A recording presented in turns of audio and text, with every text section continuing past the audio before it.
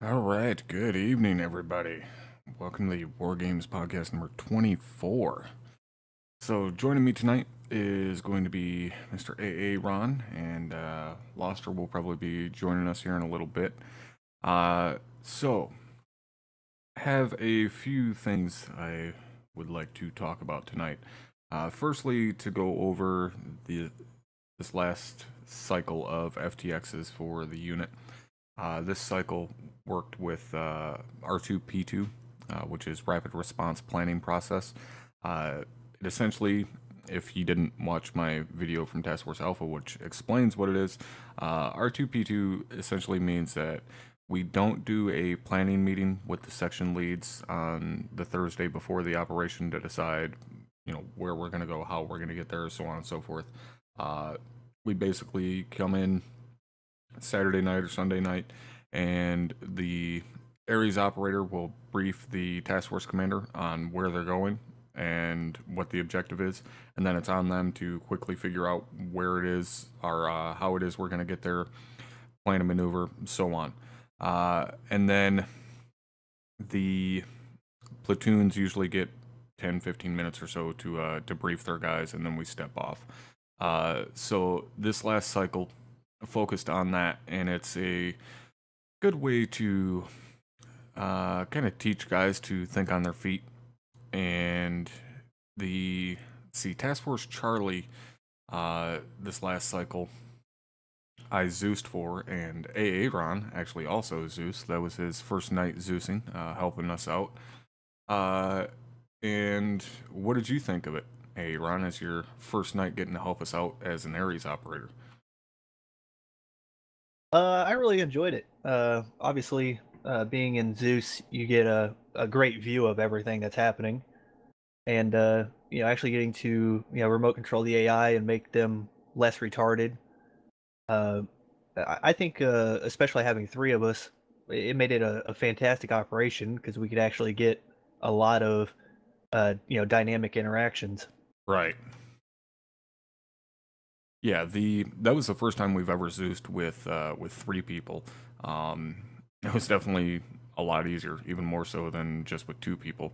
Uh, Unfortunately, just we don't really have the server headroom to do it with three people every time. Even though we really didn't have any issues with the server Saturday, but uh, anyways, Task Force Charlie's objective was to push into a fairly large town, clear it out, and rescue a friendly POW. As I said, the town was pretty big. There was a lot of guys in the town and around the town. The AO itself was quite large, probably more than a square kilometer. Uh, and it was teeming with enemies. Uh, Coming in, things got started a little early with air assets getting fired upon by vehicles, and then the troops ended up being able to dismount. I could have shot down the Chinook with the BTR, but I didn't. Uh, Once the troops dismounted and kind of started pushing south, I had rolled up a BTR 80A, which is the BTR with the big ass fucking autocannon on it, and kind of started throwing down suppressing fire with that, and of course, without aiming at any specific person, I was like my first rounds out of the barrel hit Drum in the face pretty much, and downed him and his medic as well, and they ended up bleeding out and dying, and that's the first time I've seen Drum actually go KIA in an operation in quite some time now. Uh, he was he was not quite happy. We'll put it that way. Drum hates dying in missions, so yeah, that happened. But once that got taken care of, and once that vehicle started firing, they were able to engage it somewhat quickly. I mean, it wasn't exactly fast, but they were able to get eyes on it, and 3-4 took it out with a Maz rocket. But could have been a little bit quicker. The biggest problem, obviously, being that the task force commander and the medic died in the very first engagement, which is a bit of a problem. So once they got that vehicle taken out, they started pushing into the town, and I know from my point of view, they genuinely did a very good job clearing that town.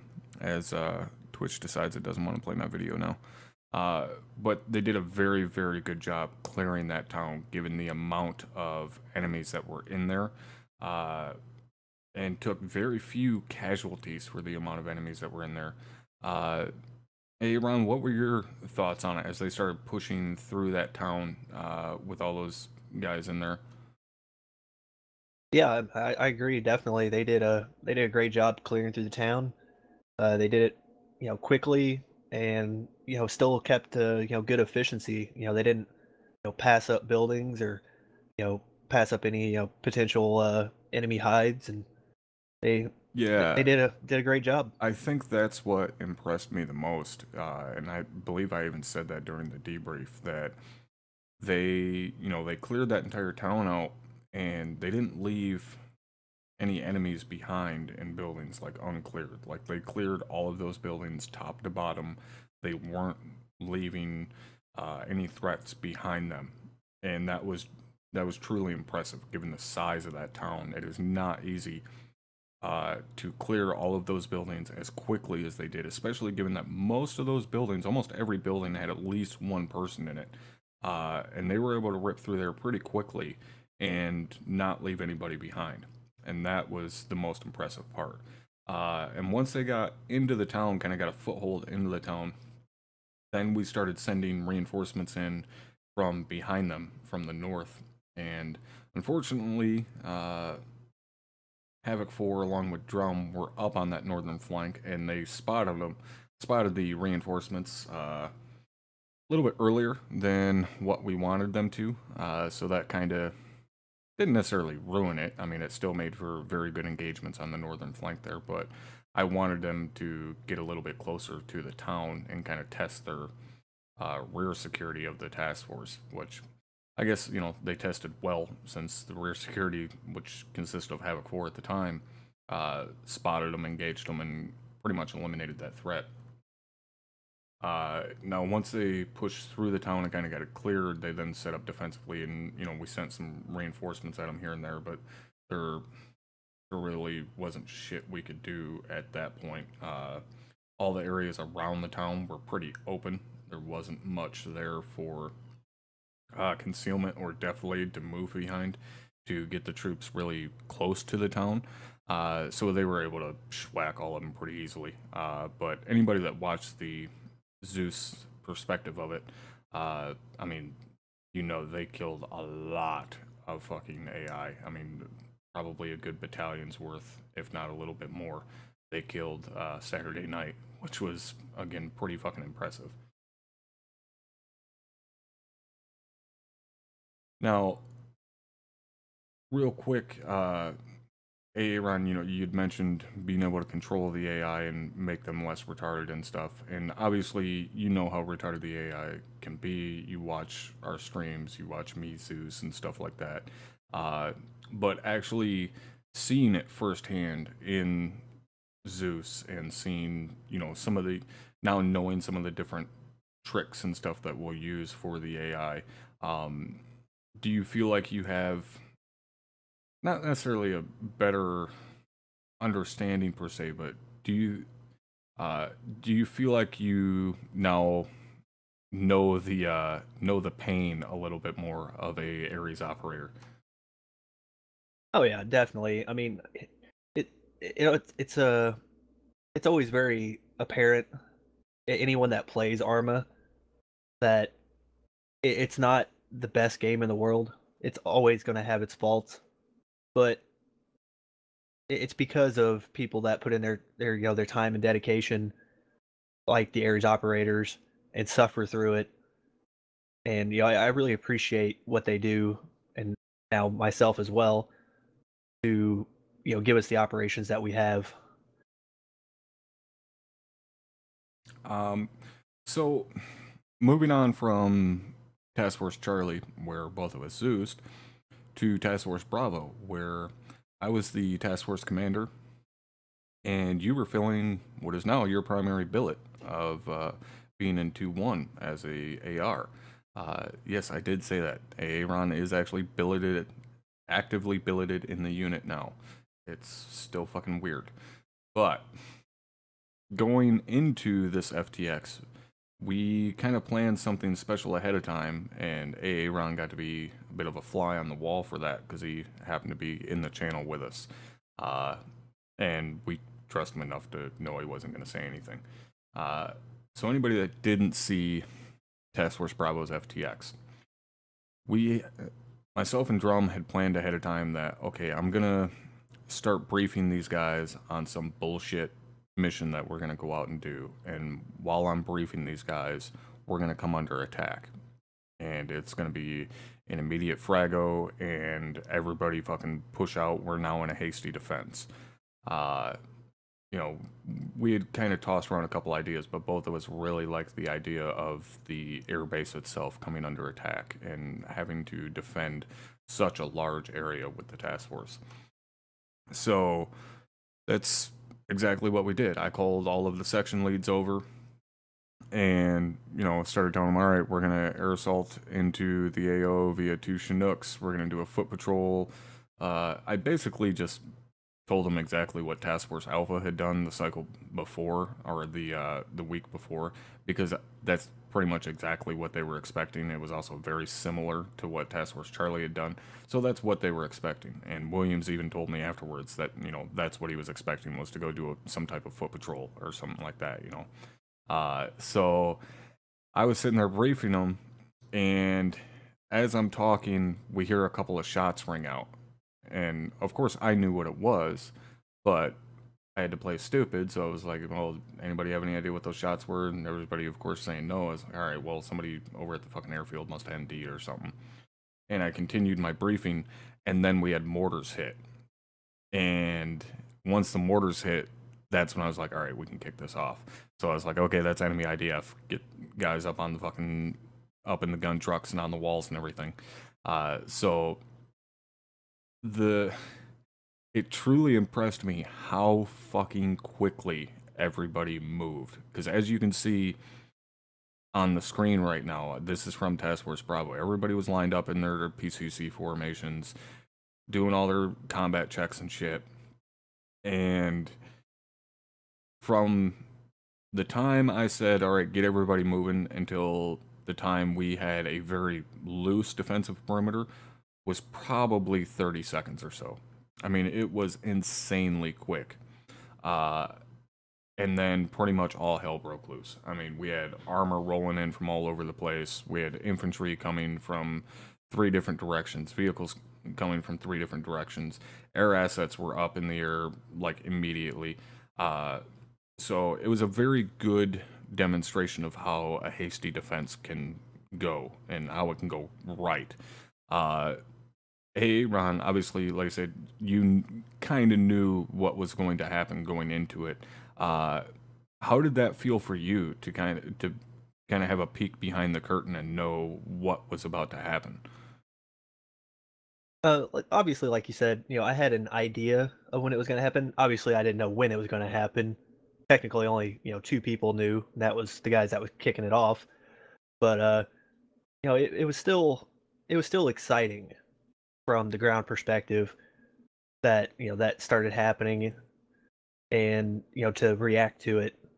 Obviously, kicking it off with a tank about 100 or so meters down the Yeah, road, maybe 200 meters. That's a good way to kick it off. Good way to get the heart pumping.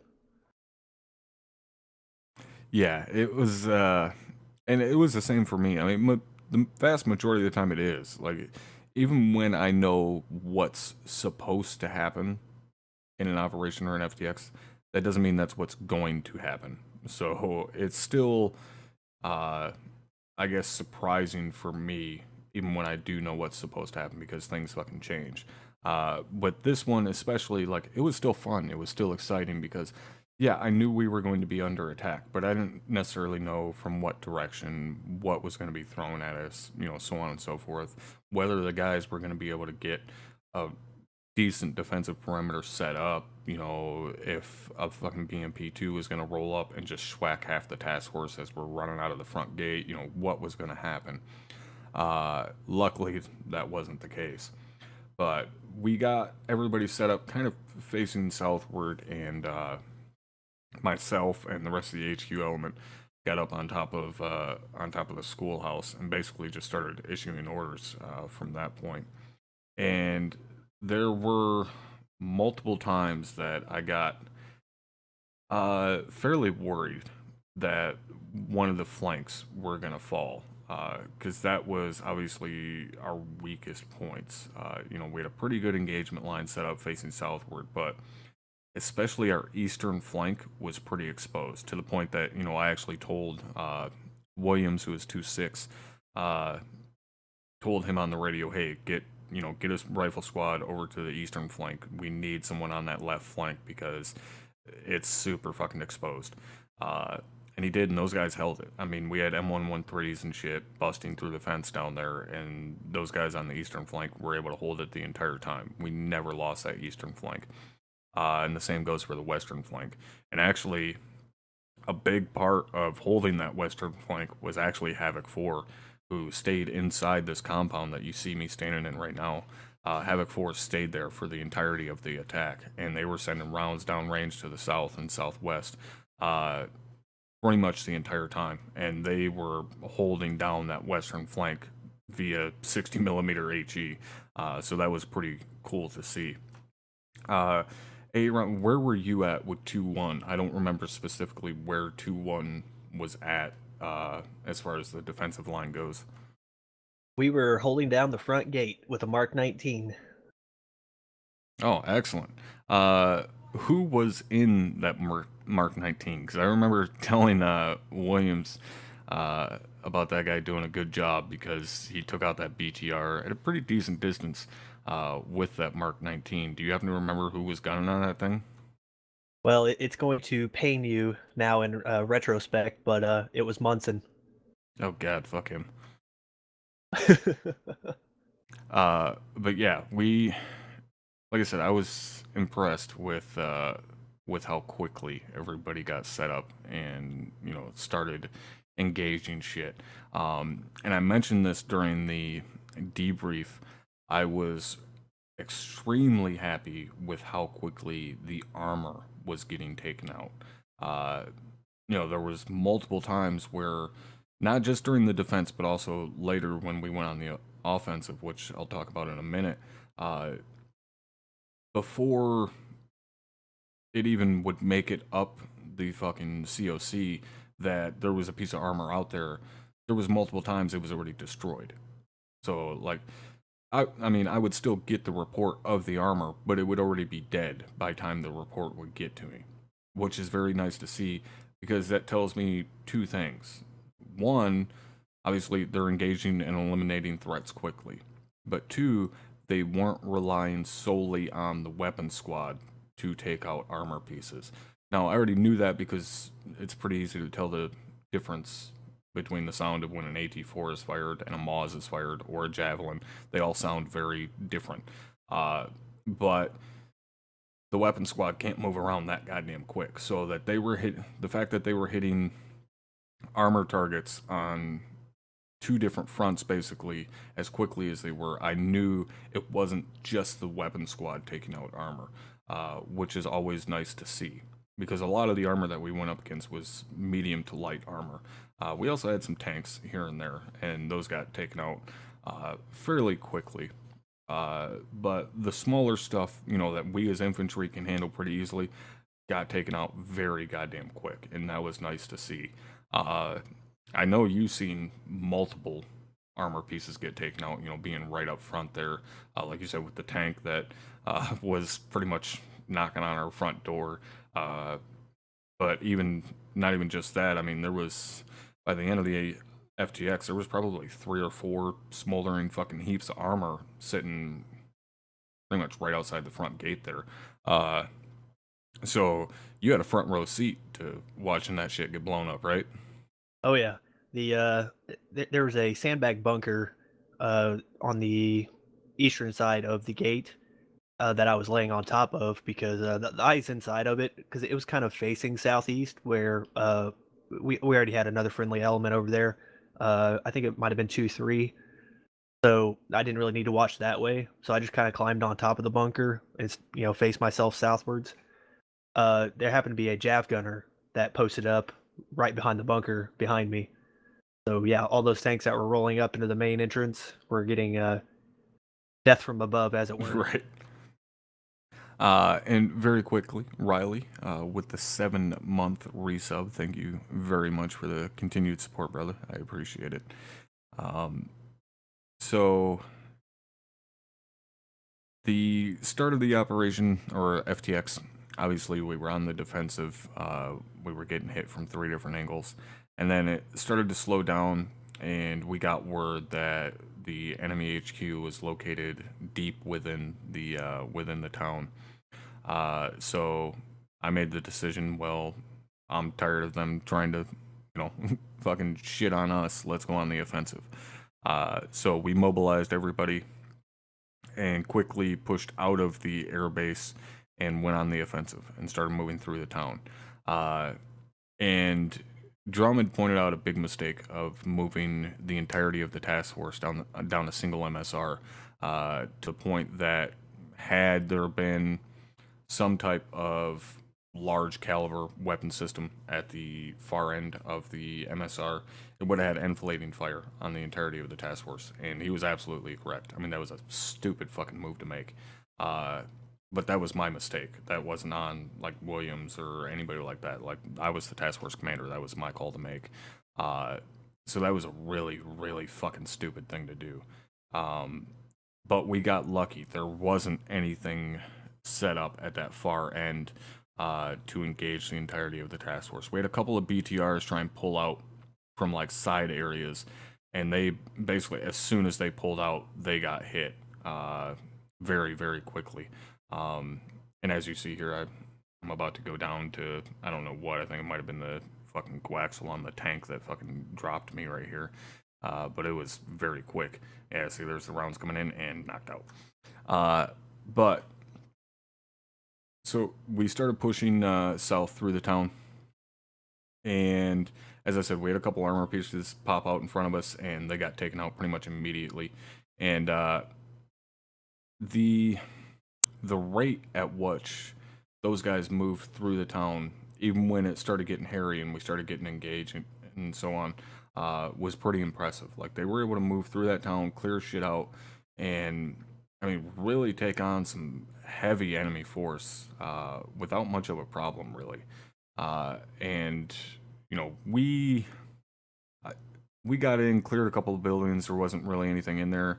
Worked from rooftops a lot, and peeking out windows, dropping enemies on rooftops and in other windows and stuff like that, which is always something that I always do.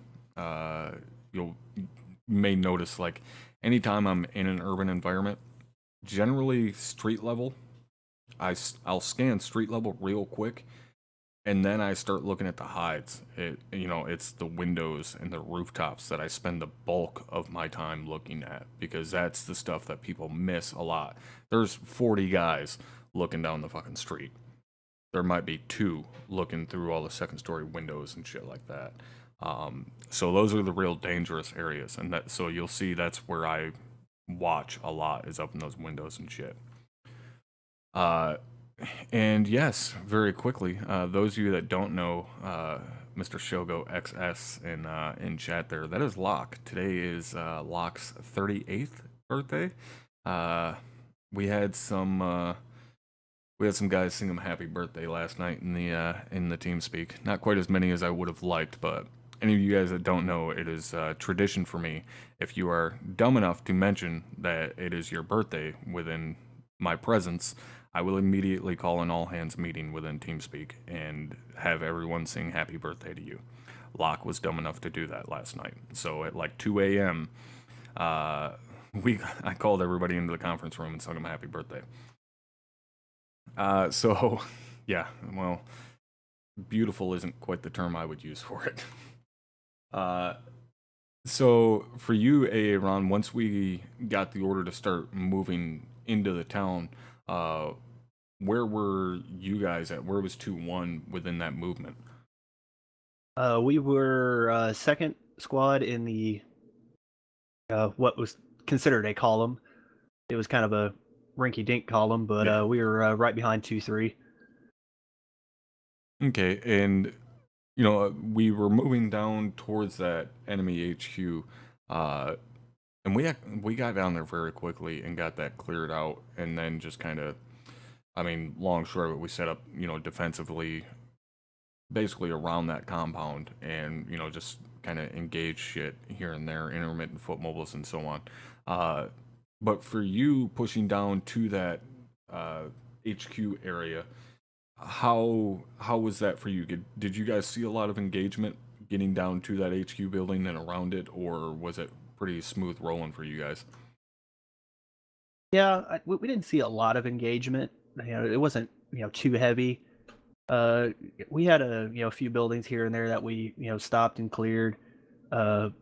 With having our fire team leader and another member in the gun truck, just myself and one of the fill-ins, PFC Colgan, I think. Yeah, we cleared out a couple of structures along the way.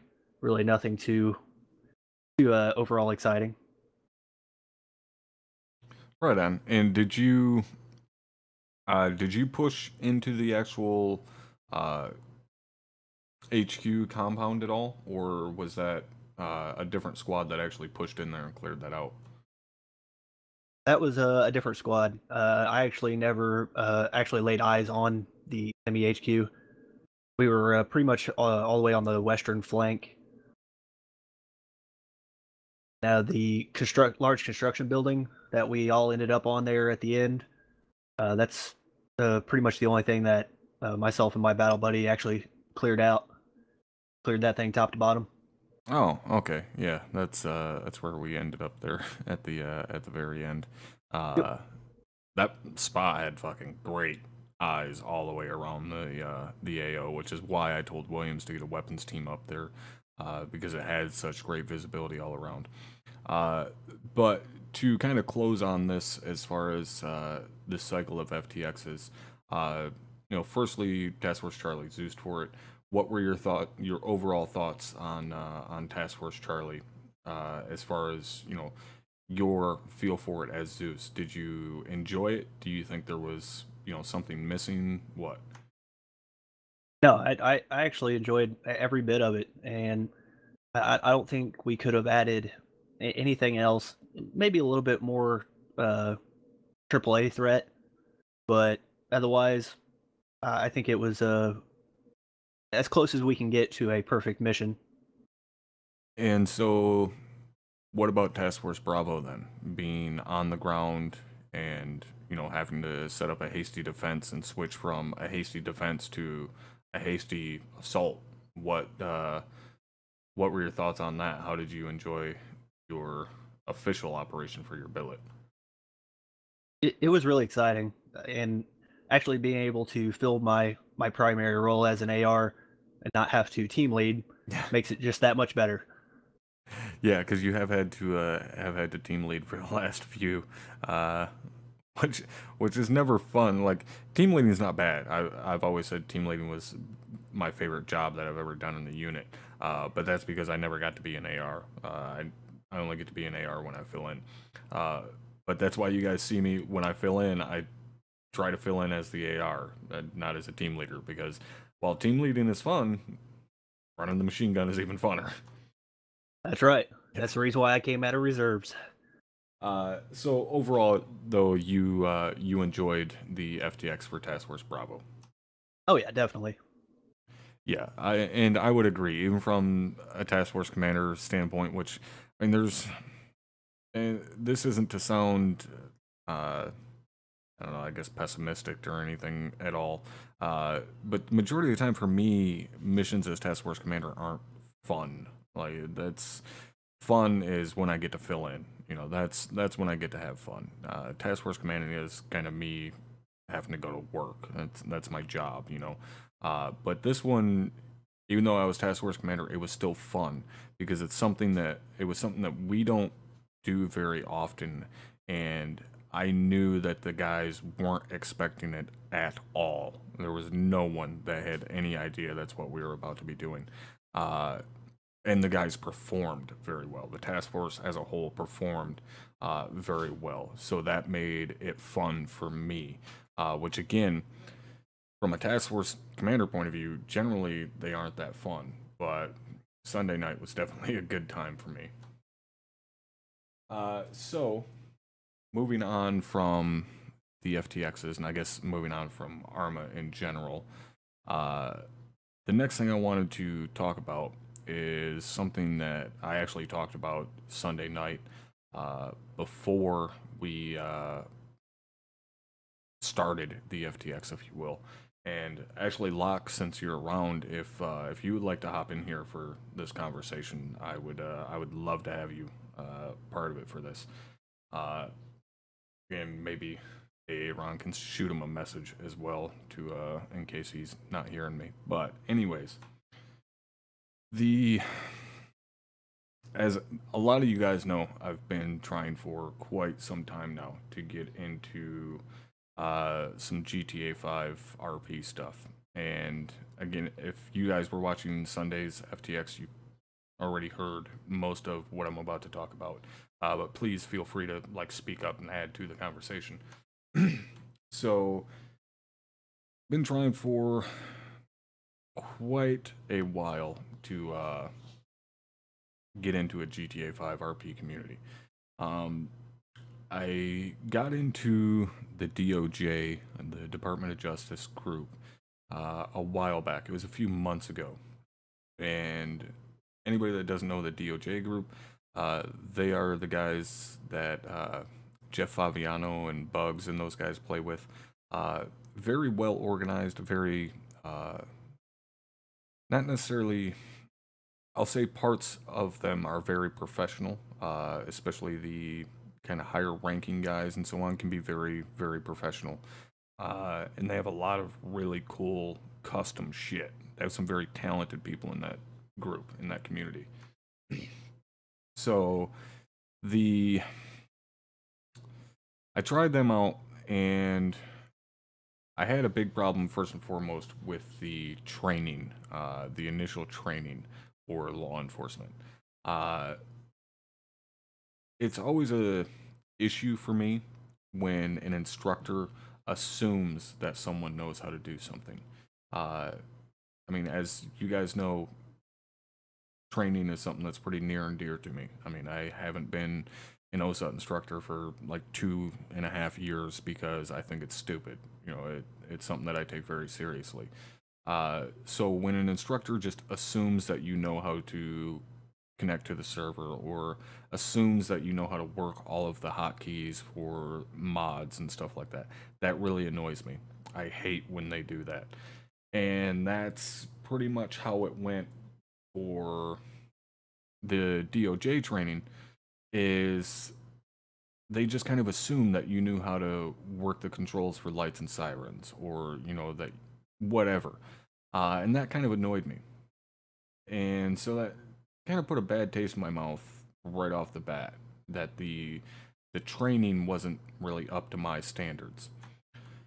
So I got through the training and started being able to go out on patrol, which is fine, but unfortunately, there was the instance where anytime I went out on patrol, there was never any civilians on. Which any of you guys that know anything about GTA 5 RP, if there's no civilians, there's nothing to do. The civilians are the storytellers. They're almost like our Ares operators. So every time I would go on to patrol, there would be 12, 15 cops on and no civilians. There would, you know, there's room on the server for civilians, but nobody was on as a civilian, uh, which was annoying as shit. You know, if I wanted to just drive around for 3 hours by myself in GTA and pretend I was a fucking cop, I could do that on my own. You know, I don't need to be in a community on a server doing that. So I really hated that. Now, I knew that that's not how their servers normally are because I've seen videos, I've seen streams. Well, the reason being, everybody shows up when the streamers show up. So when Jeff Fabiano and Bugs and those guys show up to do a stream, then the server is absolutely packed full because everybody's a fucking attention whore and wants to get on somebody's stream, which is annoying enough as it is. But that's when everybody shows up. However, you can't get on the fucking server when those guys are on unless you're a certain rank, which is really fucking stupid. Like I can't stand that shit to to say, oh, well, you have to have, enough experience to, be able to play with these guys. Well, then train your fucking guys better. Okay? If they're not good enough to run side by side with the fucking dudes that basically built your community due to their promotion, then they shouldn't be in the fucking unit or whatever it is. Like, train your fucking guys better. Have higher standards then. Don't say, well, you got to be this rank because now you've got enough experience and you know what you're doing. Your guys should know what they're fucking doing in the first place. I mean, am I completely off on that now that Locke has joined us as well? Locke and Aaron, do you think I'm being a little too fucking harsh there? No, not at all. Thorough training's the starting point for anybody. They should just assume that people don't know anything. That way, Right. nothing is missed. Right, and that's exactly what we do. We do assume, we just assume you're a complete fucking idiot and don't know how to do anything. It makes training take longer, but it guarantees that everybody that comes out of that training is competent. So, as I said, I tried that out for maybe a couple of weeks, and I didn't have anything to do because there was never any people on the server. So I gave up on it. I'm not going to basically sit around and fucking play with myself for months before I finally get the rank that I can go on to the server when all the cool kids are playing. Yeah, no, fuck off. I have experience and professionalism enough to be right there with those guys. You don't want to give it a chance? Fine. I'll go somewhere else. So I took a break for a while from trying to find a group. And then actually one of you guys, one of my viewers, suggested Family RP, which is where Sheriff Eli used to RP at. Which, any of you guys that have never seen Sheriff Eli, I absolutely fucking love that dude. He is one of my favorite streamers, hands down, as of late. We are, from watching him, me and him are kind of, we're brothers from another mother. We have very much so the same personality. So when I seen that guy, I knew like that's the kind of people I need to be with. That's the type of community I need to work with. And somebody had told me, well, this Family RP, that's who he used to RP with. There was some drama and stuff. He left, whatever. Check them out. I was like, all right, fucking right on. I'll check it out. So I joined their forums and I put in an application to be PD. Okay. A couple days later, they turn around and deny my application because I had not been a whitelist member on their server for 2 months, for a minimum of 2 months. So what that's telling me is that in order to be a police officer within their community, I have to get whitelisted on their server as a civilian for a minimum of 2 months. Okay, so they want someone who has previous real world training, military training, over 3 years of military RP to play as a civilian for 2 months before I could even put in an application to potentially be accepted to the police department. I'm sorry, but that's pretentious as fuck. Like, you guys, yeah, you're huge because of how popular GTA 5 RP is. And you have big streamers that have made your community even that much more popular. But get over yourself a little bit. I've been doing this fucking longer than you guys have, and when it comes to knowing what the fuck you're doing and having shit done professionally, there's a reason we're still here after fucking 3.5 years. So, and we don't require motherfuckers to go through, 2 months of fucking walking around an airbase or some shit as a goddamn boot. So that really pissed me off. Like, that genuinely pissed me the fuck off that you're gonna tell me that I'm not good enough because I haven't played a civilian on on your server for 2 months. Now, I could understand. Well, I'm not gonna say I can understand, but I can assume, which I hate doing, but I can assume that the argument is, well, we want you to play on this server for 2 months as a civilian so you can learn the controls and learn how the mod works and stuff like that. Okay.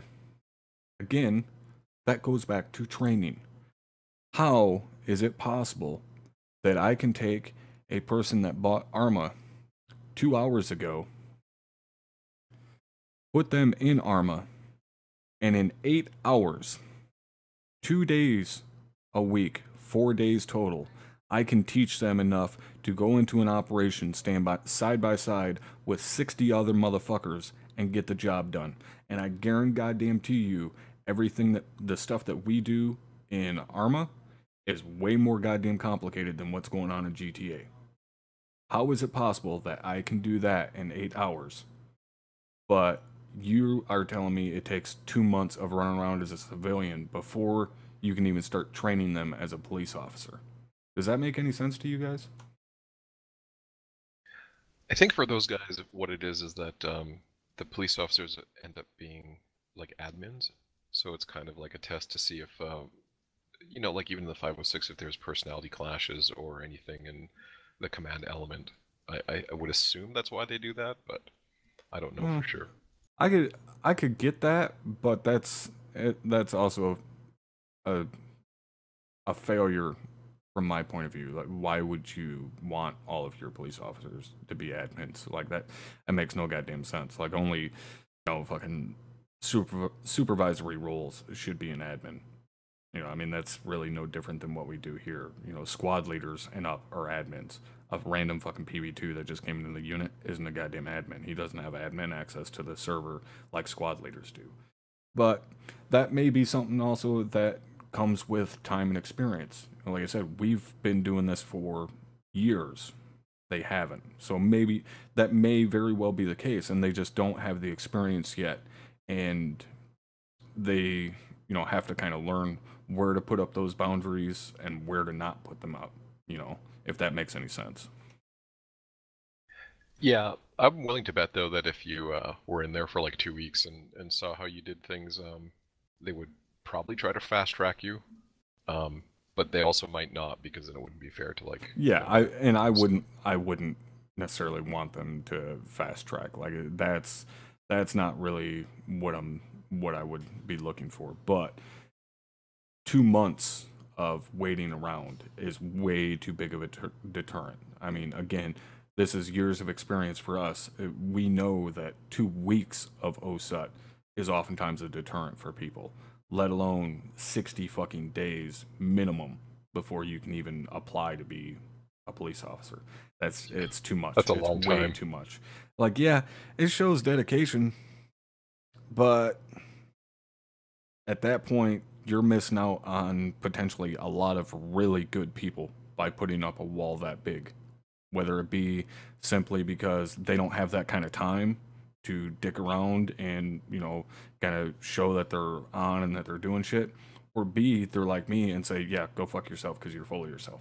Like that, that's flat out. That's why I said no. It's not a matter of, like, I didn't even get to see their training or anything like that.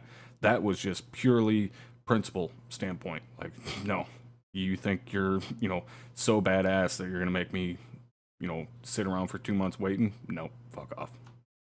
I think part of that too is for them, the wait time is a symptom of all the bullshit that they kind of went through before. Like people would try to get in, or they would even try to pretend like, they were, you know, a reasonable role player, just a, you know, regular Joe or whatever, but really there were trolls trying to get in there, so that might be a symptom of all that. So it's Yeah. hard for someone to keep up a charade for, well, a month, let alone 2, I suppose. I mean, we deal with the same thing. We've dealt with the same thing for years. I mean, it's bound to happen, you know. Yeah, like it happens in any community.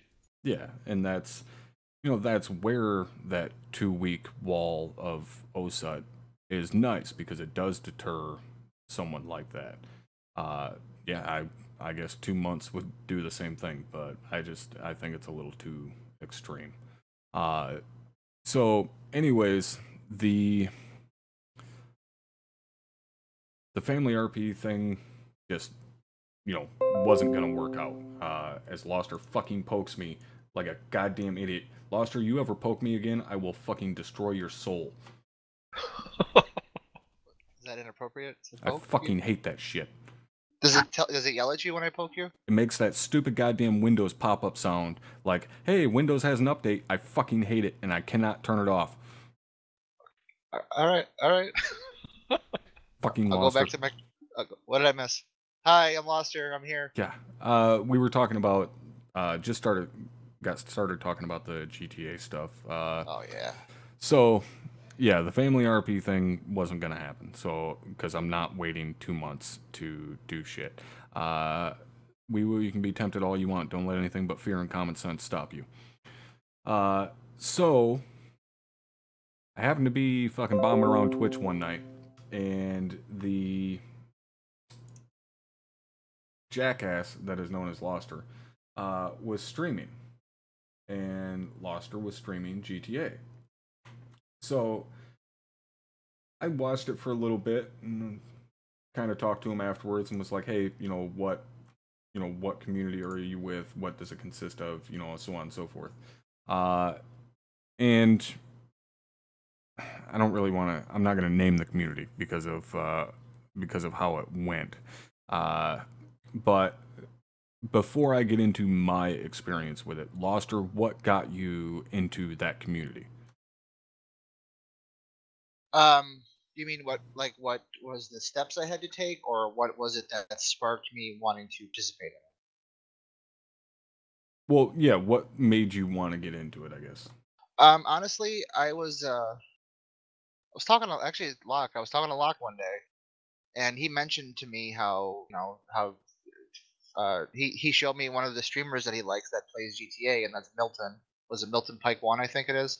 Milton T. Pike 1. Milton T. Pike 1. Yeah, him and Eli are like best friends in real life, and they played GTA together for a long time. So through that, I watched a lot of Milton's videos. I watched a lot of Eli's videos, and I became kind of curious about it. And my experience with 5M about a year ago or so was bad.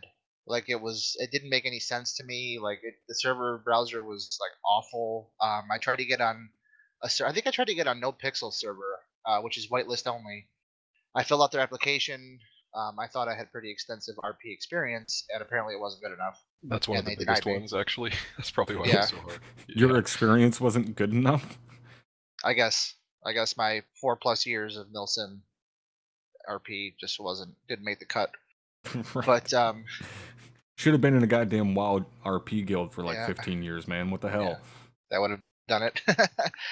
So yeah, and Locke explained to me like, no, dude, it's way better now. It's so easy to use. I logged in. I installed 5M. It took like 5 minutes. I launched it, and I'm like, wow, this is like basically like Gmod level easy to like navigate, to click around. It's super super easy now. So I picked a couple of servers, kind of learning, what to do. I found a server that they had the title Serious RP in their server, in the name of the servers. They had multiple servers. They had a website. I checked out the website. I'm like, this looks pretty cool. Again, I'm going to omit the name of the community because both Brewer and I have very different experiences, and I don't want to. Well, from some of the stuff I've seen on your streams, it's not that different. Yeah, that's true. I guess I just deal with it differently. But yeah, so I stepped in, and I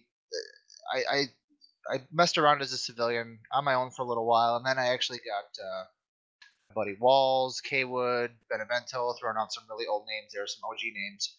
And we were all fucking around, doing civilian stuff, doing drug runs, fucking with people. Hold on, real quick to cut you off. Since sorry. everybody wanted to make it a big point that I paid Munson a compliment because he took out that BTR with the Mark 19. Munson is also the same asshat that thought it'd be a good idea to try and take out a BMP2 with the same Mark 19.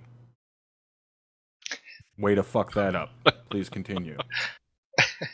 Yeah. So I get into the server.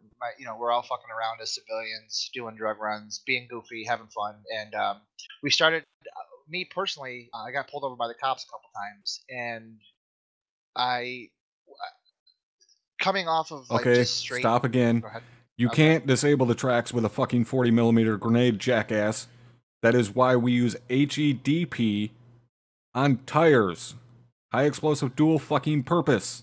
High explosive is used for infantry because it has very small little pieces of shrapnel. It does not penetrate armor. Please continue. You're wasting your breath. Ryan's never going to admit that he's wrong about anything ever on the history of the world ever. Anyway, enough of Ryan Munson and his endeavors. So yeah, got pulled over by the cops a couple times. I interacted with them. They seemed pretty cool. As long as you're cool with them, they're cool with you. So I decided, you know what? I want to do like a job. I want to do a job that requires actual, like, you have to get screened for it, kind of like we do here. You have to go through you have to go through a screening process. You have to be interviewed. So I signed up for EMS. I got accepted the same day. Well, what made you want to go EMS instead of PD? Is it because you're a medic now in the unit? That and I don't know. I guess I'm kind of intimidated by like just stepping into the boots of a PD. I'd rather kind of be an EMS and figure out how they do what they do. And I think there's a lot more to know, right? Being PD than Yeah, EMS. there's a lot more responsibilities to have. You have to know. You basically have to know like laws and what's appropriate, what's not appropriate, in order to actually do that job and do it well. And I'm not, and I don't. I mean, I'm far away from anything like that, from law enforcement, from blood stuff. So I'd rather. You're 100 miles an hour down the road in an EMS truck. Yeah, well, this is the guy who's talking to me on Company HQ Net one night while he's eating a goddamn cookie. I was nervous. Okay. Yeah.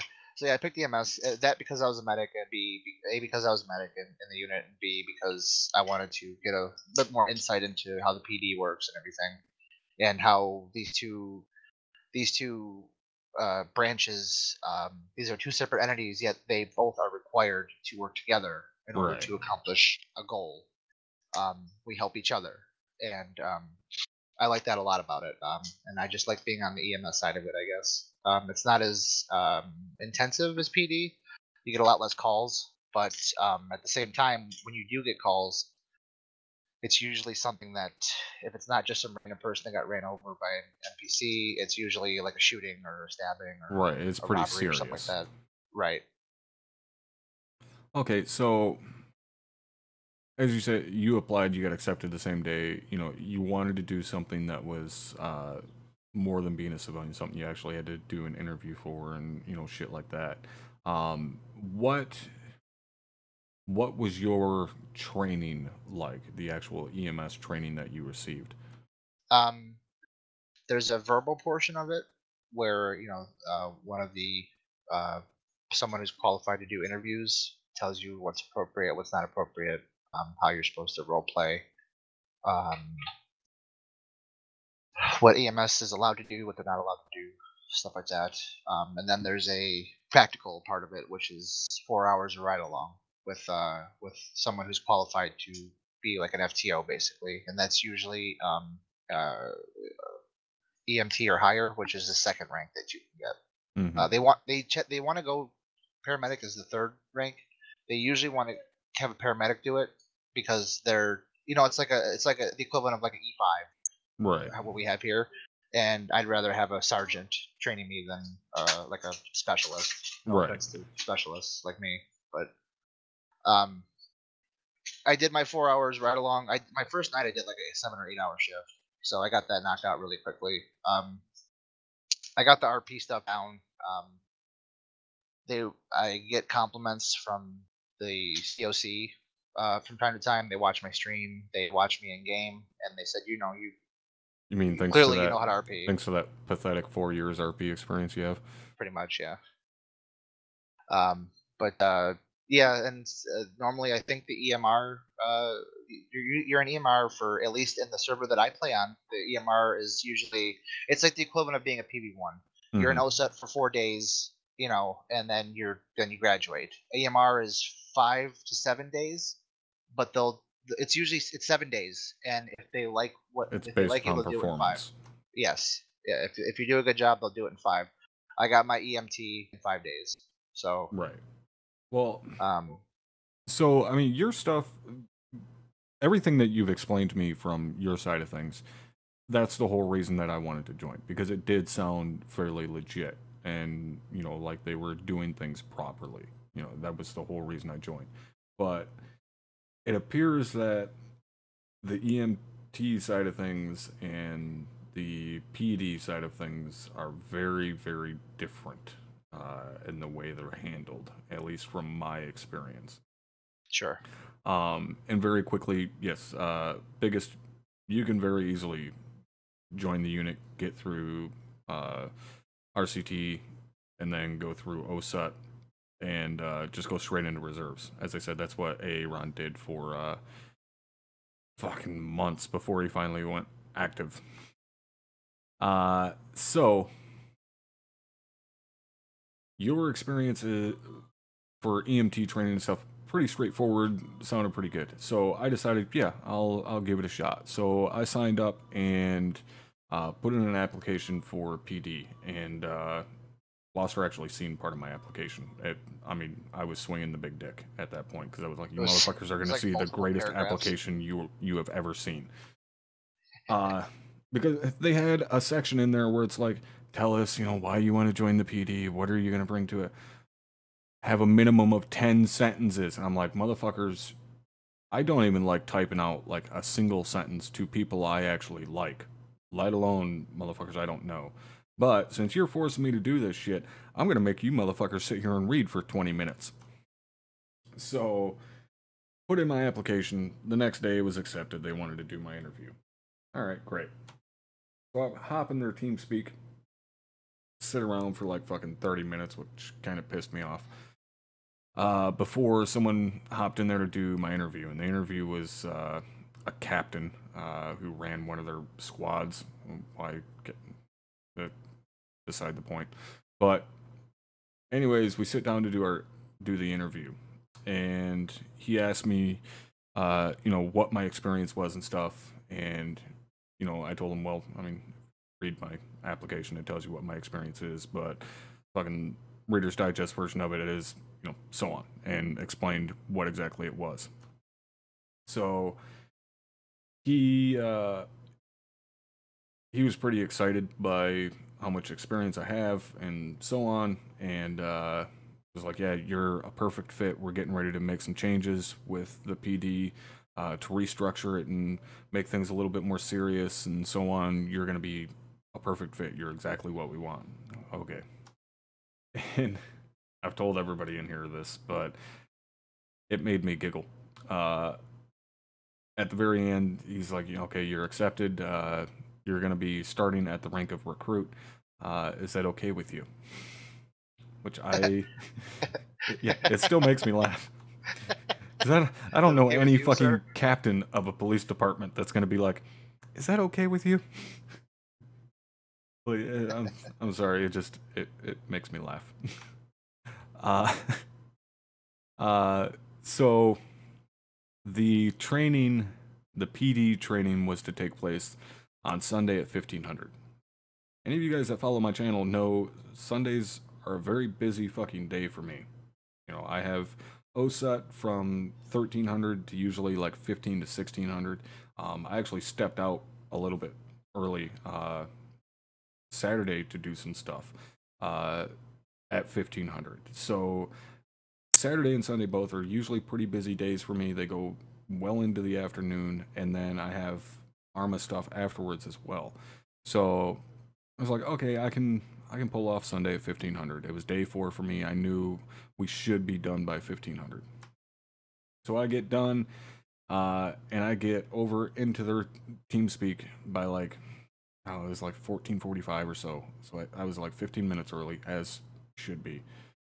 And again, Sundays are super fucking busy for me. So I didn't have time to, really stop and just kind of hang out and wind down after OSUT. Like, I had to go right into, I guess, my own training, which I wasn't really thrilled about. Like, after I get done with OSUT, I kind of need to kick back and unwind a little bit and kind of get prepared for that night's operation that's coming up in a few hours. So Saturday wasn't for GTA. That was for RD stuff I had to take care of. But anyways, so I get in there about 14:45. I got 15 minutes, just kind of sitting there hanging out. Pretty much right at 1500, some random lieutenant hops in the channel and says, okay, here's the IP for the server, server's up, and then leaves the fucking channel. Again, assuming that people just know how to connect to the server, know what they're doing, know where to go, everything like that. He didn't come back into the channel until like 10 after. So that, yet again, fucking pissed me off that some supposed fucking instructor is just assuming that people know how to do shit. Now, I had used 5M before, so I knew how to connect to the server and shit. But I connect to the server, and after about 5 minutes or so of just kind of standing there waiting for instruction, somebody finally comes over the in-game text chat and says, okay, we're meeting at the Mission Row police station. Okay. If this is somebody's like first time playing GTA, I have absolutely no fucking clue where the Mission Row police station is. None whatsoever. Luckily, the police stations are marked on the map. You just gotta find which one they're talking about. And I know the Mission Row one is the main one downtown. So they don't tell you how to get there. They just tell you this is where we're supposed to be. So I had to walk 6 goddamn blocks to get there. I get there, and by now there's like fucking 15 plus people hanging out in front of the police station. Alright, whatever. So we're gonna get this training going here real fucking quick, I assume, because we're already 15 minutes late. Maybe they've, got some last minute shit they gotta deal with because it's a big class or something. Well, everybody that's out in front of the police station are running around like total fucking retards. I mean, tasing each other, shooting each other, ramming cars into each other, driving fucking motorcycles into the police station. And then I start looking, and these motherfuckers are not cadets. They're police officer 1, police officer 2, sergeant, fucking lieutenants. The goddamn chief of police is standing there, watching this shit happen, and nobody's saying a fucking word. I think twice somebody said stop shooting each other, but that was it. Nothing about fucking ramming into each other's cars, fucking driving motorcycles up into the building, tasing each other, nothing. So now I was pretty fucking pissed. Like, I do not stand for that kind of shit. Especially considering the, what's supposed to be the end-all be-all of fucking authority for the police department. The chief of fucking police is standing there watching the shit go down and not saying anything about it. Bad first impression for sure. Yeah, that's about police their own guys, right? Like, that's about as bad as it gets, right? We don't even do that now, like during like a squad training, which with squad training is probably the least formal of all the trainings that we do. Even then, when I was a squad leader, I goofed around a little bit. With Zeus, you can like spawn. Like, here, I'll spawn a goat. Haha, that's funny. Right.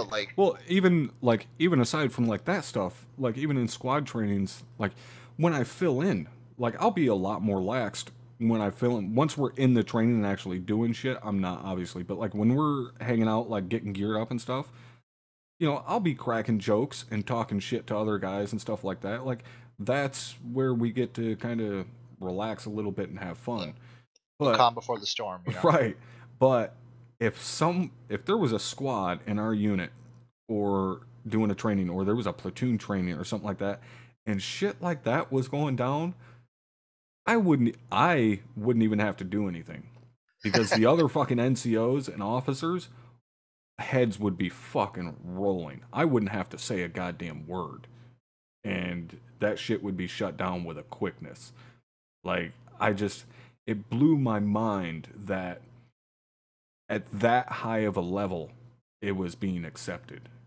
And especially after having that meeting or having that interview, and this guy who was a captain is telling me, yeah, we're taking things a lot more seriously and this and that. And it's like, dude, if this is you guys taking things more seriously, holy fuck. Because by this point, it was like 15:30, 15:40, so we're like 30, 40 minutes late from starting this training, and they're still acting like total fucking retards. Nobody still has given any instruction as to what we should be doing, where we should be going, nothing. It just utter fucking chaos for 30, 40 minutes. I'm like, how in the fuck is this even happening? Like, where is this fucking acceptable for a supposed serious RP group? And they've never seen the bar at which other actual like realism units are at. That's probably why. Oh, they're I think like, this is serious. I think they've seen it and just fucking threw it out the window because they didn't give a shit.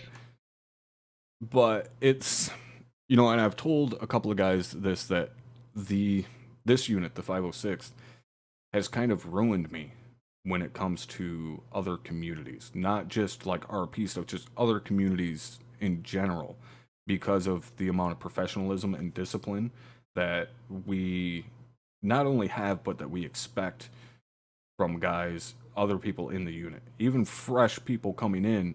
You know, guys wouldn't even do shit like that in OSUT. In day fucking one of OSUT, guys do not act like that. Never have I had someone fucking act like that in day one of OSUT. Never. And even going farther back, that doesn't happen in recruit training. Right. So I know we have extremely high standards here. That's the reason that most people come here, is because of the high standards that we have. But still, that, like what I seen there, I could not deal with that. Like, I can't let it slide that much. Like, I can let some little shit go, but that much, fuck no. Especially not in front of who's supposed to be, you know, the highest command in that branch, basically. So after 45 minutes or so, they finally started the training somewhat. They started the training by giving us a 15-minute long lecture about the changes that were coming to the PD over the next few weeks, which just kind of further rubbed salt in the wounds of the fact that you guys just spent 15 minutes talking about the changes and how guys need to act serious on the server while in uniform because they're reflecting the police department.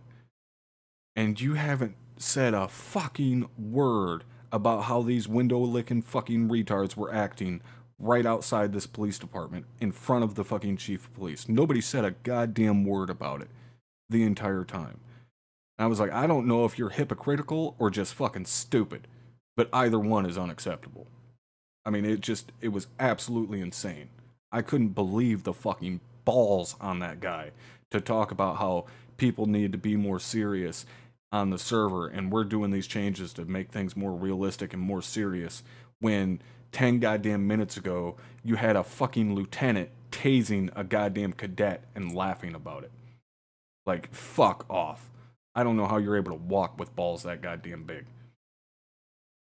I guess it's like they figured it was fine to do it amongst each other, but not in front of, like, I don't know, the community or something. But for all they fucking know, Everybody in there could have been streaming that goddamn thing. They have no fucking, like, I was going to stream that training. I was absolutely going to stream that training. You should have. That would have been funny. I'm You fucking totally should glad have I streamed that. didn't. God, I am so happy I didn't. Because their name would have fucking been on it. And the only type of advertisement I'd want to give those fucking retards is to tell people to stay as far away as fucking humanly possible. But let me fucking woosah here for a second. So yeah, they spent like 15 minutes talking about shit. And then they actually half-ass started the training of breaking guys up into groups. So it has now been an hour since the training was supposed to start, and they're finally starting to break guys down into groups with individual instructors. And they tell our group, okay, go up to the teleport area. That's it. I stopped talking there because that's all he said. He said, go up to the teleport area. He didn't say where the fucking teleport area was. I don't even know where that is. What to do once you got to the teleport area. Nothing. He just said, all right, go up to the teleport area. Fucking thanks, Lewis and Clark. I think I'll spend the next 6 months trying to find it. Awesome. It's like, for fuck's sakes, man. Like, how can you be this incompetent and be responsible for a group of fucking people? Like, how is that possible? So, I follow the other trail of fucking retards, like we're looking for pieces of goddamn candy, until we get up to this little purple circle, and it says, teleport to jail or something like that. I'm like, alright, well, this must be it.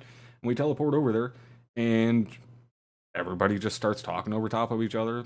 The supposed instructor is just sitting there listening, so on. So I was like, all right, that's it. I can't take any more. This has now been a fucking hour of my Sunday afternoon, which is very goddamn precious time to me, and you cocksuckers have wasted every single fucking second of it.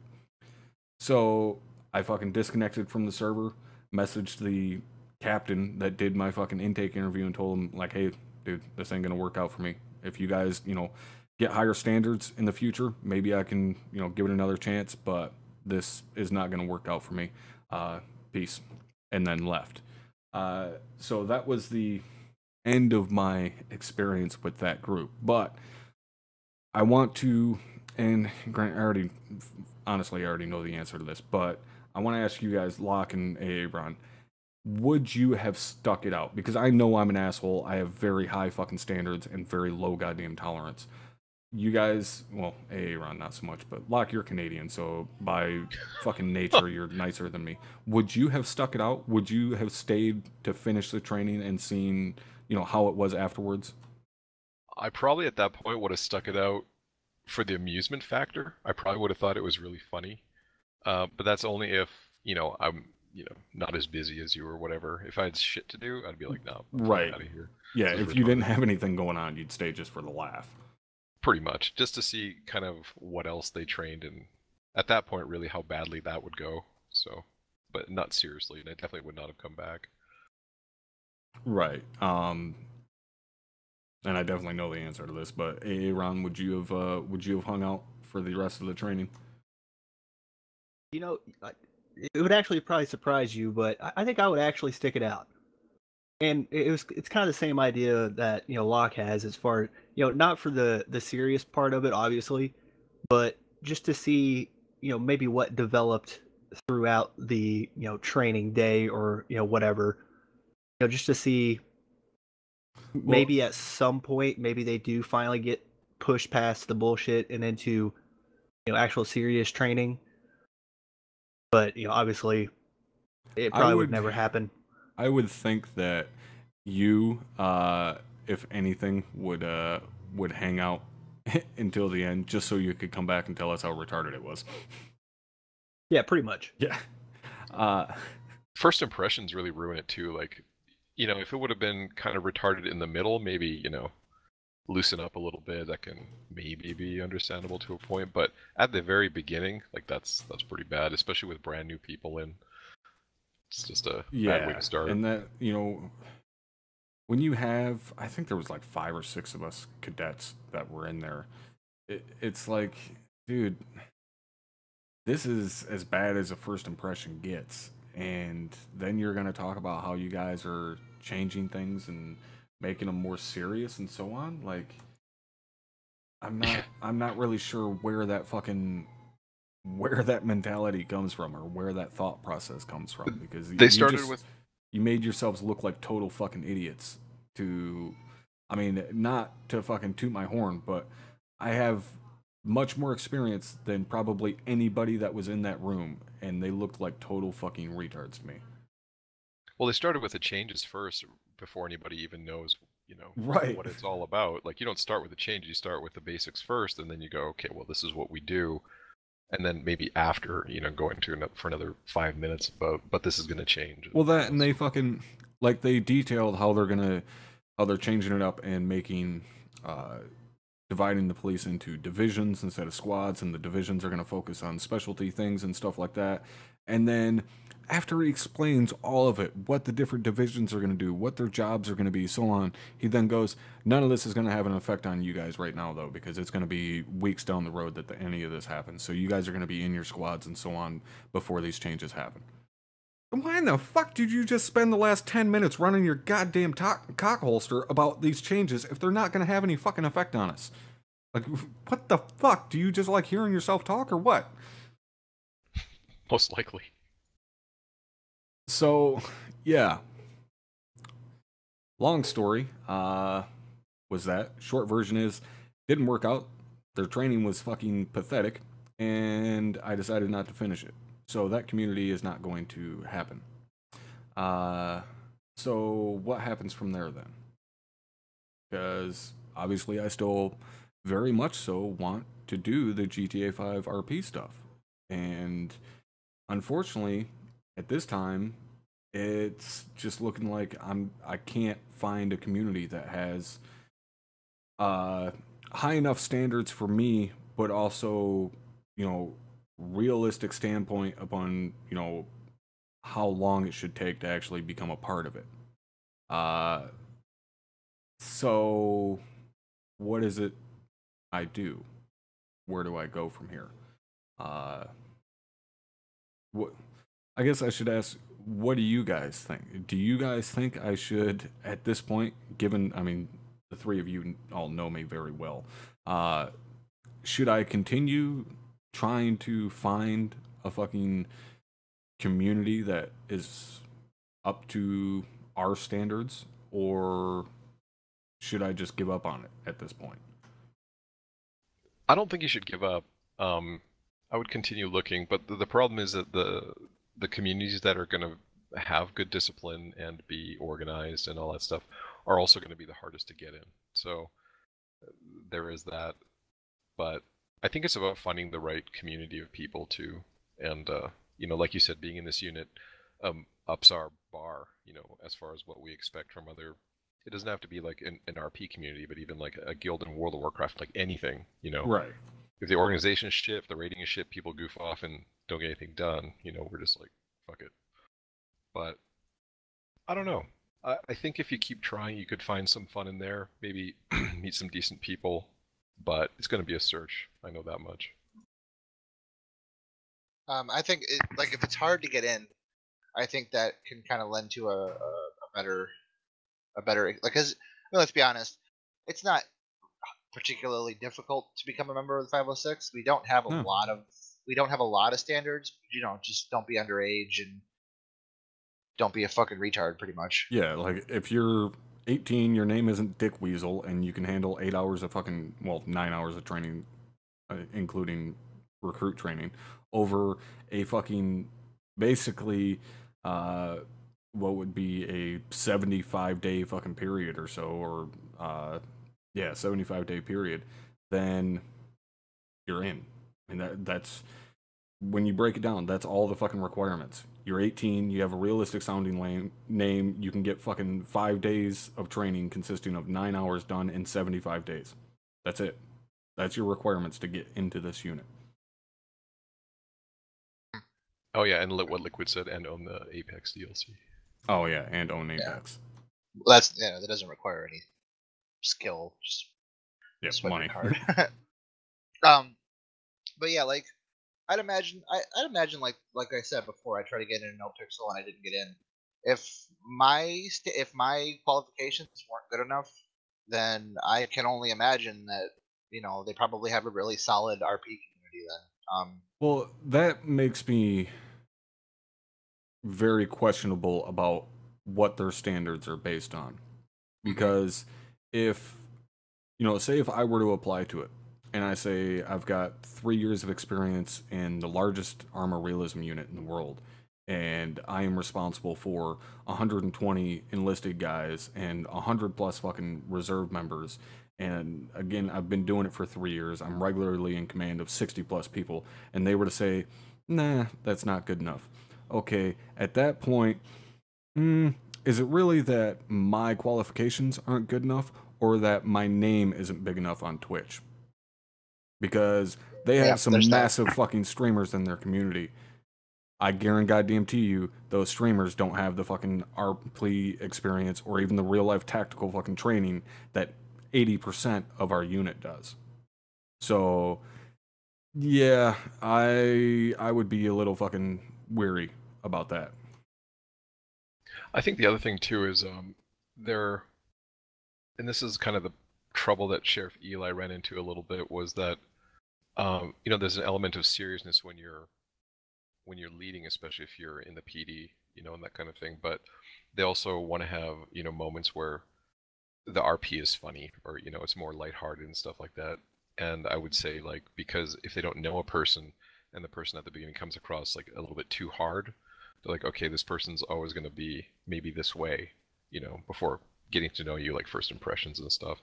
So they might be scared, like, oh no, it might not be fun down the road or something like that. It'll be too serious. And that's kind of what happened to Sheriff Eli. They thought he was like becoming like way too serious or something. So it's kind of a middle ground. Yeah, and I mean, I can understand the sense of, we want it to be fun. Some of us have fun by things being very serious, hence why we play a fucking military simulator. But it's also one of those, like, okay, I can very much so understand that. You're getting very close to falling into that trap of, you want to be realistic, but you don't want to be too realistic, but you get upset when people take it realistically. Like, I don't know, it's a very fucking slippery slope when it comes to that, because especially a guy like that who does have real life police training and shit, of course he's going to take it seriously. He did it for real. And when you have, you know, I can't fault a guy for getting fucking heated about some fucking dumbass 17-year-old kid cracking jokes about shooting a cop when he almost certainly has had, brothers in arms fucking killed on the job. Like, that's, I could never fault a dude for getting truly personally fucking heated about some snot-nosed little kid making a joke out of it. And oh yeah, that's you know, totally different for sure. well, that's the thing is, I would assume that's the kind of shit that they got butthurt about, was him getting too worked up and too serious about situations like that, real world situations that he's dealt with in his actual life. And it's like, dude, if you guys want realistic fucking RP, realistic scenarios and shit, that's the kind of stuff that's gonna fucking happen. And it's not necessarily, I'm not saying that's necessarily a good thing or a bad thing. It's just, you have to be prepared for that and you have to expect that. And again, I could not bring myself to try and bust a guy's balls for getting heated in a situation like that. I couldn't. There's no goddamn way. I mean, you have to.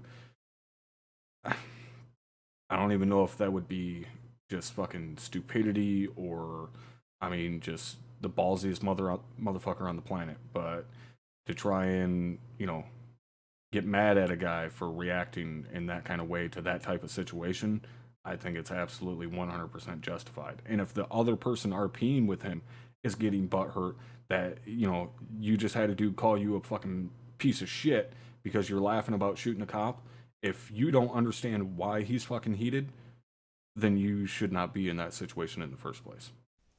Yeah, there was never anything like that, though. That's not what happened. There was never anybody that said about shooting a cop, unless it was like some troll ass in chat or something, but it was mostly just kind of RP storyline related stuff. And anyway, it goes Right, deep, and but yeah. I'm not at all saying like that's the situation that happened. I'm just saying as an example. Yeah, for sure. Go ahead. I think what it boils down to is, and it's something that we've struck a really good chord on here, that it's just really difficult for other communities, especially younger communities, to figure out, is to find that good balance between the realistic and the fun. And it takes a lot of experience behind the scenes, and also on the front lines of the scenes, from training all the way through actually doing this stuff, to get that balance correct. Well, that because it does require a lot of experience in doing it and for a while, but it also takes a certain mindset. We were talking about this the other night, that's why to me the 506 is so special, is because guys know how to turn it off. And that's such a rare thing to find in people, and that's something that we attract more so than anything else, is people with the ability to understand if it's in game or in an official setting. I can call you every fucking name of the book if you do something completely fucking stupid, and it has absolutely zero personal attachment to it. You know, I could get super fucking pissed off at Locke for hitting me with fucking blue on blue and call him a total fucking retard. But he knows that as soon as that game shuts off, that's all out the window. That was shit that went down in game. Once Yep. we're out of game, we're gonna be sitting there bullshitting about music like we normally do. You know, we're gonna be fucking good friends again. And the guys in this community have that ability more than anywhere else I've ever seen it, to not take shit personally, to understand that this is the role you're playing, this is the fucking outcome of it. Once that's said and done, it's over with. There's nothing attached to it afterwards. And that's, as I said, very fucking rare. And I think that's what bites a lot of those communities in the ass, because they are, as Aaron said, they are younger communities. They haven't been doing it for that long, and I don't think they really, at least some of them, especially the people that are new to stuff like this, don't go into it with that mentality of, okay, just because it happens, something is said in game, doesn't mean that's how that person feels about me in real life, you know. And I think some of those communities are lacking that. I mean, Loster, I guess you have more experience than us, actually being in a community for a little while now. Would you say that the 506th is kind of unique in that way, that guys really know how to kind of turn it on and off here? Or would you say you've seen that in like the community that you're in? It's weird. I kind of tend to. It's weird because I have the mentality, like, going into it, that like Right. I'm gonna treat this seriously. This is basically like another version of the 506 for me, and I'm gonna treat it as such. I have a little bit more leniency to be goofy because it's GTA, and there's not a whole lot of you're not always switched on, so to speak. Like Mm-hmm. once we're on a mission and we step off, that's it. We're in a mission, we step off. If ArmA fucks up, if something fucks up, we can't be goofy and call it out. Right. Yeah. I think that's like stemming from the immersion. It's not the immersion of who you are playing. It's the immersion of who you are playing within what you're playing. You know, we all know that it's something subconscious that we do. That when we launch ArmA and we join that server, we're in ArmA. Whereas and that translates to other games. When we're playing, PUBG, obviously it's a lot looser than ArmA. Like Yeah. PUBG is a totally different animal, and we know, like even during games of PUBG, we know when to switch it on and when to switch it off. Yeah. And it translates from game to game, and that's just playing in this community. That's who we are. That's the people we attract. Yeah, and I would say that if, like, for example, last night there was a situation last night. I think I take it maybe a little bit more to heart than I should. I get angry. I get way angrier playing GTA than I do playing than I ever got playing ArmA, and I think it's because the people that are in it, the people that I play ArmA with, generally. It's because in ArmA, it tends to the people that you're with tend to be a lot more professional. So Right. it makes Yeah. it's not that it makes the job easier.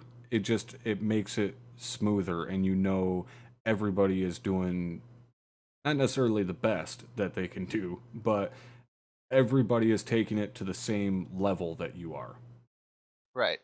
And I don't. I had I was the EMS. I had a 911 call, and someone got. I think they got stabbed by an NPC. So they were down. They were down on a street corner, and I was responding to that call.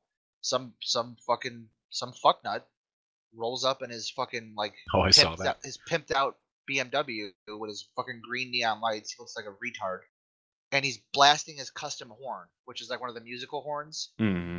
And he's like 5 feet from me when I'm trying to work on this person who's bleeding on the sidewalk, and I'm trying to talk to him, and this idiot is blowing his horn. So I had to like. It's the second time he had done it too, because he had done it on a scene I was at prior to that. The first time I let it go. Second time you can hear me, like I get up, I'm like, could you stop blowing your fucking horn like a retard? I'm trying to treat this person. He's bleeding on the sidewalk.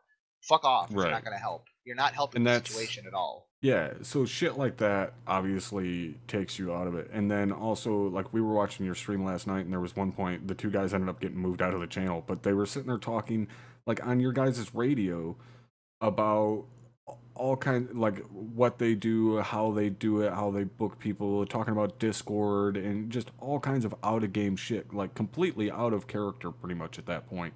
And, you know, we heard them get moved out of the channel, you know, saying user has been moved from your channel and shit. But like that kind of shit would never happen with the 506. Guys would never, ever fucking talk on the radio that openly about shit outside of the game.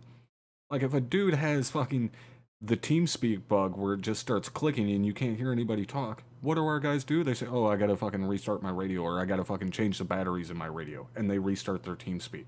They don't say, oh, my TeamSpeak is fucking up, I'll be back in a minute. Yeah. That, you know, I think the other thing too is in the unit, in the 506, whenever that shit happens, it gets shot down real quick. Yeah. No. And not the thing is, not just by us, like not just by us in command positions, like everybody. Right. You know, whether if it's a fresh fucking PV2 that says something stupid, it could be a random fucking specialist that's like, hey, shut the fuck up. We don't say stuff like that. You know, it's not just those of us in command positions. Everybody helps police everybody.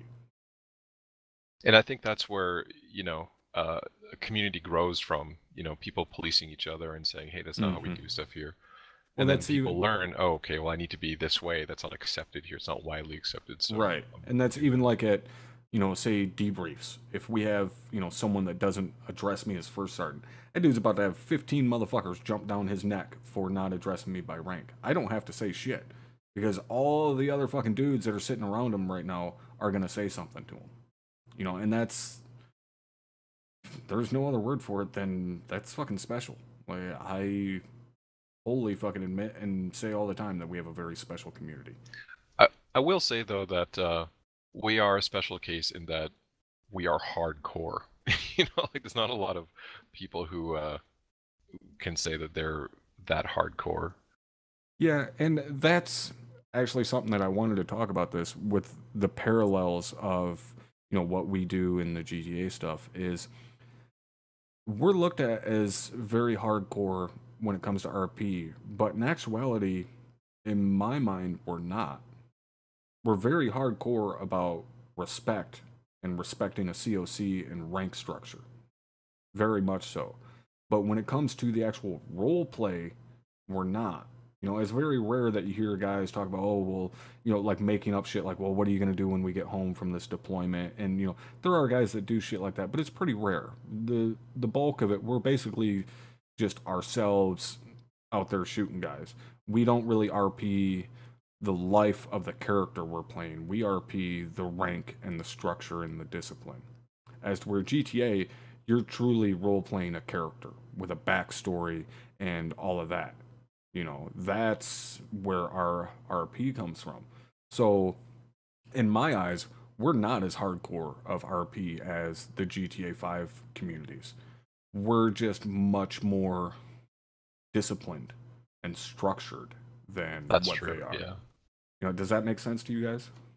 Oh, absolutely. Yeah. Like their RP is more hardcore in terms of the character development, I think, for the RP community. But like you said, we're more disciplined, more the structure, I guess. Yeah.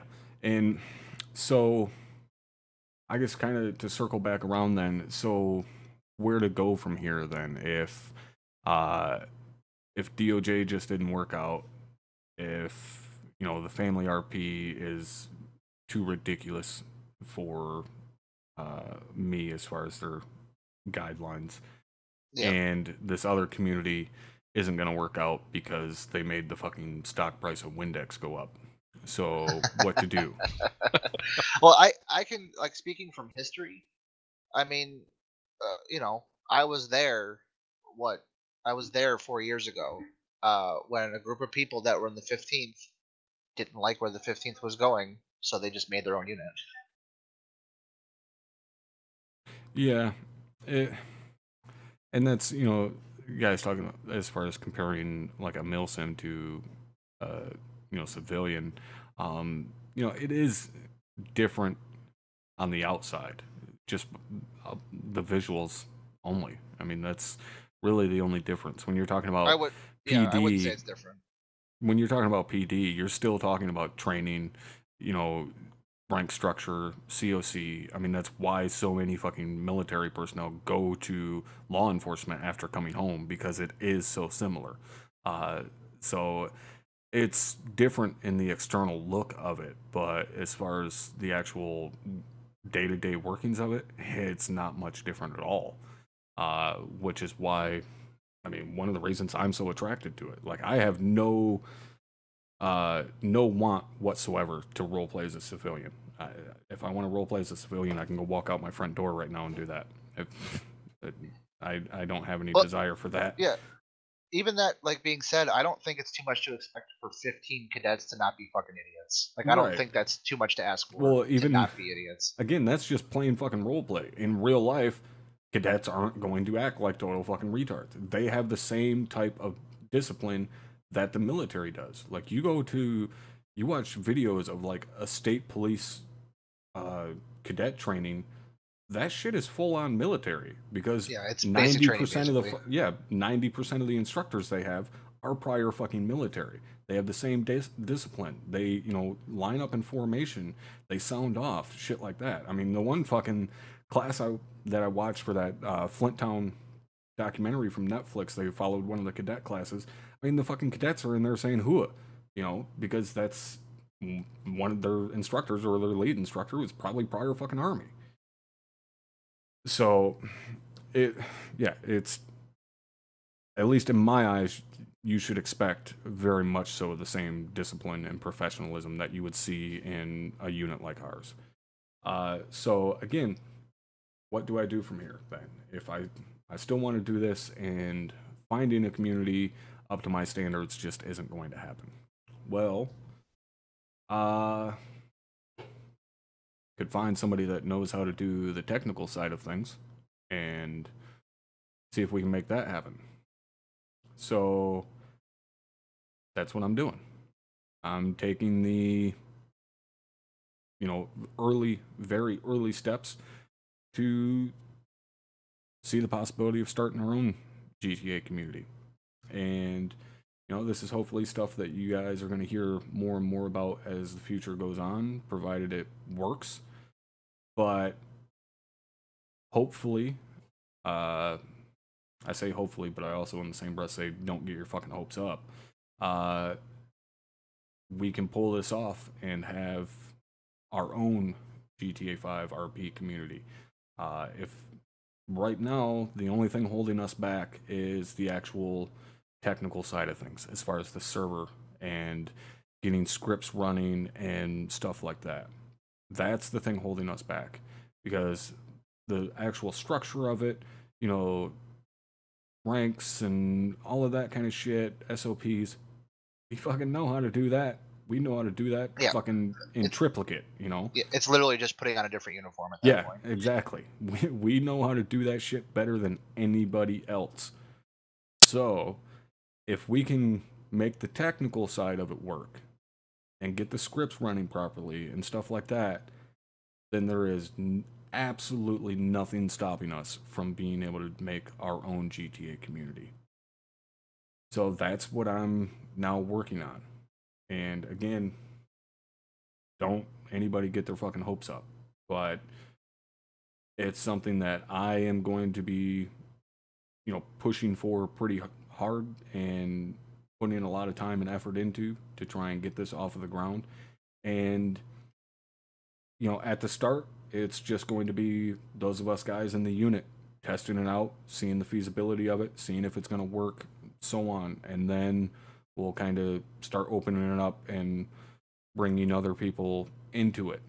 But I figure if I can't find a fucking community like ours, then we'll just make our own fucking community. So again, hopefully it works out. And it's not going to be something that happens fucking overnight. I guarantee goddamn to you that.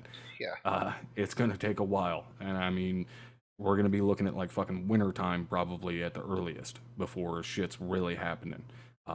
Maybe. That's if it's even fucking feasible. So this is just to kind of throw it out there for you guys so that I am, working on shit in the background and, hopefully going to be doing something very, very fucking cool in the future. So for you guys that are in here with me, I mean, I know fucking Lost are super excited. He's probably over there fucking bouncing up and down like a goddamn schoolgirl. I'm tugging. Dude, I'm pulling my pud. But what do you guys think about a 506th GTA RP group? Instead of GTA 5, it'd be GTA 506. Yeah, that's what I want to name it. I was thinking about that yesterday. I was trying to come up with a name too, and then I was like, when I sit here and try and think of a name, it's just gonna sound retarded, like some jackass wanting to call himself Lightning. Fucking taser face. Yeah, and I know a lot of you guys, even that aren't in the What unit, did you just fucking say? Hey, that Lightning. your name is going to be Taserface, not fucking faggoty ass Lightning. It's going to be Sheriff. Sheriff Taserface. According to you. Sheriff Lightning. No, Sheriff Taserface. Fuck off. Sheriff. Actually, we can call your dog character Lightning if you would like, or Thunderbolt or something along those lines. That's going to be tasered around here is you guys as soon as you fucking call me some dumbass name. I mean, you would like Lightning. I'm gonna give you're the one that told us to call you Lightning. Unit. No, I didn't tell you to call me Lightning. I said I'm going to tase so many people, people are going to call me Lightning. It's a big fucking difference. So does that make it more or less stupid that people are going to call you that name? Well, you would be the one calling me Lightning, so you would be the one that would I will stupid. not. Nobody in this channel is going to call you Lightning. Yeah, but anyways, I know a lot of you guys watching that aren't even in the unit. That is something that you could get more interested in because it's not going to require much time at all. I mean, it's really just going to require you to go through the training, and then you get to just hop on and kind of patrol whenever you want. Obviously, if you want to do more important shit, roles with more responsibilities, you're going to have to be around more. But, to just be able to, I guess, just be with the guys and hang out and stuff like that, really, you're just going to have to go through the police training, and then you're good to go. You can hang out and patrol and, kind of get a taste of the more serious stuff that we do in ArmA. And yeah, you will still need a decent PC. You probably won't need as strong of a PC as what you need for ArmA, which is kind of fucking sad. But yeah, you will need a somewhat decent PC. And that's only if they want to be a police officer, like Yeah, being a yeah, civilian. exactly. If you just want to have be a follow civilian, server rules, that's it. yeah, if you want to Yep. be a civilian, you just follow the server rules and you're good to go. You don't have to go through any fucking training, which would be great. Like, I would love to have guys outside of the 506, like guys that are viewers of mine and drums and shit, you know, want to come in and play as civilians with us because they don't have the time to go through PD training or whatever, you know? And yeah, Crest, you can definitely be a fucking street racer. You catch us, I'm gonna impound your shit and use your car for one of our fucking stings or something. But yeah, you can street race, and I guarantee you, I will catch you. So again, obviously, Loster's super fucking excited about it. Locke, what Yeah, I'm about all over you? it. Is that something you could see yourself getting into? Oh hell yeah! I'm probably gonna dual role, play a cop sometimes, go through the Civilian, training, and yeah. and then a civilian. Yeah, so there's 3 character slots, right? So I'll probably Yeah. create Yep. different characters. Yeah, and that's really my biggest concern is that we won't have civilians because all of us, you know, doing ArmA, obviously we like militaristic type shit. That's my biggest concern is that we won't have enough people that want to be civilians. My second concern is one that, you know, we talked about just a little bit before we went live and a little bit last night. It dawned on me last night that, you know, we are going to have a TAC unit. That TAC unit will be used when we have, you know, situations that call for a TAC unit. However, once I actually thought about it for a second, I realized, well, fuck. If we have a situation where we have an active shooter or somebody's taking hostages or something, all the fucking guys that are going to be on our server that are from our unit, the 506, have genuine tactical, like real world tactical training. It's not just some random fucking idiot that took a gun and decided to go rob a fucking Quickie Mart. This is someone who has actual combat training. So even if you're role playing as an idiot, you're still going to do things that a normal person wouldn't know to do because it's so ingrained into us because of what we do in ArmA. So we're not going up against Jim Bob fucking nobody who decided to take a wheel gun into the local 7-Eleven and get a couple quick bucks. No, we're Like, going up against De Niro and Val Kilmer. yeah, and fucking exactly. Tom Like Sizemore every time. every single fucking shooter we would go up against is some fucking vet that just returned home and has fucking years of combat experience. I thought of that and I was like, oh, fuck. Yeah, it's gonna be a That could challenge. be They're gonna be a pie in problem. rooms. We're gonna be pie in rooms. Right. Like, That's exactly what I was thinking too. Is if we have to go into a building, we're gonna be fucking pieing a door or something, and they're gonna be sitting there ready for us, or we're gonna throw a fucking get ready to breach, and they're gonna throw a goddamn flashbang out the goddamn door or something to come out there and just have enfilading fire right down the file. Well, see, the interesting thing is though that the police also get like tear gas, right? So you could just throw tear gas, and if they're not prepped for that or have masks, they're gonna. Yeah, but they're gonna be down. prepped because there are guys. That's true. So they're gonna be like, oh, they got a fucking TAC unit. That means they got full fucking ballistic gear. They're gonna have tear gas. This and all right, we're gonna need this, and this. All right, let's do this. Now we're on an even playing field. Fuck. right, and you could argue that, oh, okay, well, these are civilians. Why do they know these things? But it's like it's so ingrained. We've been doing this for so long. It's like you can't just unknow that shit. You can't just forget it. You Right. can't just forget that training. Yeah, exactly. We try to play other games and we can't do it. We try to play Tarkov. We try to play games and just have fun and be silly, and we can't do it. When we play GTA Vanilla, we fucking do tactical shit. We can't just turn it off. It just doesn't turn off. Another thing about civilians too is just an idea is gangs, biker gangs, mafias, things like that. So if anyone has interest in that, definitely need those roles filled. Yeah, exactly. And that's actually something that I think is really cool is that, you know, we'd be able to have gangs and MCs and crime families and stuff like that that can interact with each other and do deals with each other and stuff like that. Like, that's really cool. That's the stuff I hope that people will get into as civilians. Like, you know, even guys that only want to do the police side of things, maybe that kind of stuff will attract them to the civilian side of it, you know. So yeah, hopefully that's something that we're gonna make happen. Again, it'll be down the road. Yeah, fucking Vert. Well, I'm sure I'll shoot you in the face at least once. But that's going to kind of wrap it up for us tonight as far as the podcast goes. As I said, more information will be coming out in the future as far as the GTA stuff. And once it is fully live and going to be happening and everything, you guys will definitely know very quickly. But that's going to wrap it up for the podcast tonight. Hopefully you guys enjoyed and are excited as I am about the GTA stuff.